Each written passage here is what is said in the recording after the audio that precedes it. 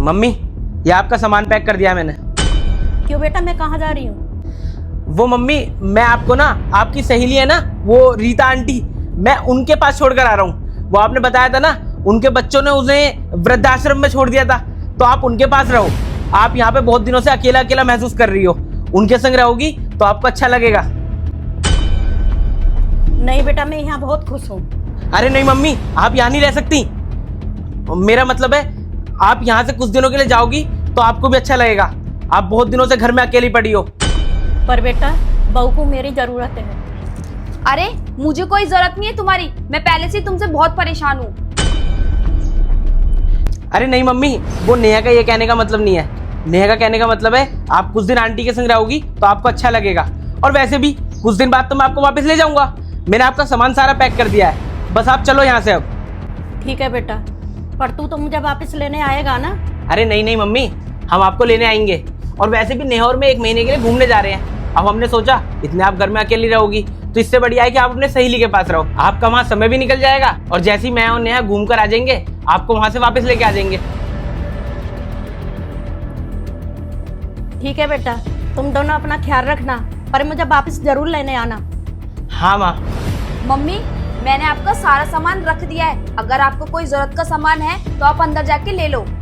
ठीक है बेटा, बस 1 महीने की तो बात है। सुनो, मैंने वकील को बुला लिया है, बस वो आता ही होगा। वकील? मगर वकील क्यों? अरे जब हम यहाँ से जा रहे हैं तो इस घर का करेंगे क्या, इसलिए ये घर मैंने बेच दिया है। और वैसे भी मम्मी को थोड़ी ना पता है हम यहाँ वापस कभी नहीं आने वाले, क्योंकि हम तो फॉरेन शिफ्ट होने वाले हैं ना। अरे वाह, तुम कितनी दिमागदार हो। ये बात तो मेरे दिमाग में आई नहीं। इस घर को बेचकर जो पैसा मिलेगा उस पैसों से हमें फॉरेन में कितनी हेल्प हो जाएगी। हाँ, ये मैंने हमारे और हमारे होने वाले बच्चे के फ्यूचर के लिए सोचा है। लो, वकील साहब भी आ गए। नमस्कार मैम। नमस्कार सर, मैं गाजियाबाद तहसील से एडवोकेट राहुल वर्मा।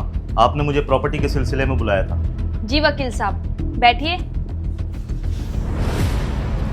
मैम, आपकी प्रॉपर्टी के सारे कागज तैयार हैं। सर, जहाँ तक मुझे याद है आपके फादर का भी सारा प्रॉपर्टी का लीगल मैं ही देख रहा था। आप ये घर बेच क्यों रहे हैं?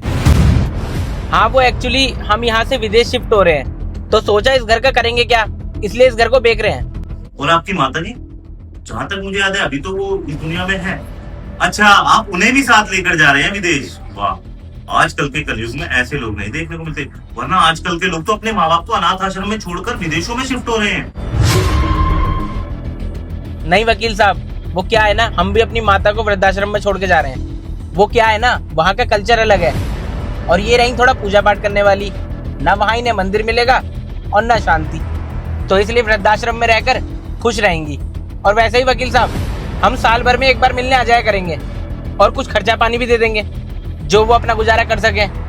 और वैसे भी उस वृद्धाश्रम में ना मेरे दोस्त ने अपनी माँ को छोड़ा है, वो बता रहा था बहुत अच्छा वृद्धाश्रम है, उनका अच्छे से ध्यान रखते हैं, तो हमारी माँ का भी रख लेंगे। आप बोल रहे हैं तो सही बोल रहे होंगे। वैसे जिस दोस्त की आप बात कर रहे हैं उसकी माँ ने उसको अनाथ आश्रम से नहीं उठाया था, लेकिन आपकी माँ ने उठाया था आपको। अनाथ आश्रम? जी हाँ, अनाथ आश्रम।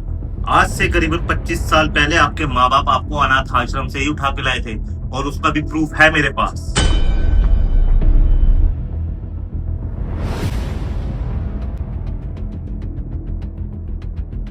वैसे तो ये बात आपको कभी नहीं पता लगती।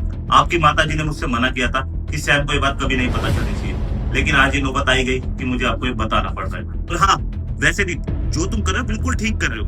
वो तो तुम इनके सौतेले बेटे ही ना। अरे इन्होंने ही तो तुम्हें अपना बेटा माना है, तुम थोड़ी ना उसे अपनी माँ मानते हो। वकील साहब, आप ज्यादा पर्सनल मत हो, आपसे जितना बोला है ना उतना करो और जाओ यहाँ से। मम्मी। बहू, मैंने जरूरत का सामान रख लिया है। नमस्ते माता जी।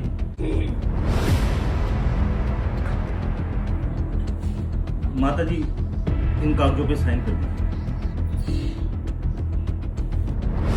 रुको माँ। वकील साहब, हम ये घर अब नहीं बेचेंगे। क्या? माफ करना वकील साहब, आप जा सकते हैं। अरे तुम्हारा दिमाग खराब हो गया? अभी हमें विदेश जाना है और अपने बच्चों का फ्यूचर देखना है और तुम ये सब कर रहे हो। जी हाँ, बिल्कुल ठीक बोल रहे हैं आप मैम। आजकल अपने भविष्य को बनाने के लिए अपने माँ बाप का भविष्य खराब करना तो ट्रेंडिंग में चल रहा है। तो आप क्यों इस ट्रेंड में पीछे रहे? लेकिन एक बात याद रखिएगा, जिस अनाथ आश्रम में आप माता जी को छोड़कर आने की आज बात कर रही हैं, उस अनाथ आश्रम का रास्ता मत भूलिएगा, क्योंकि आप तो आज इन्हें छोड़ने जा रहे हैं, लेकिन कल को आपका बच्चा क्या पता वहां तक आपको छोड़ने भी ना जाए, आपको खुद चलकर जाना पड़े। वकील साहब आप जा सकते हैं। अरे जिस माँ ने मुझे अपनी कोख से पैदा नहीं करा, उसके बाद भी मुझे अपने बच्चे की तरह पाला है और मुझे कभी एहसास नहीं होने दिया कि मैं अनाथ हूँ, उस माँ को आज मैं वृद्धाश्रम छोड़ी हूँ।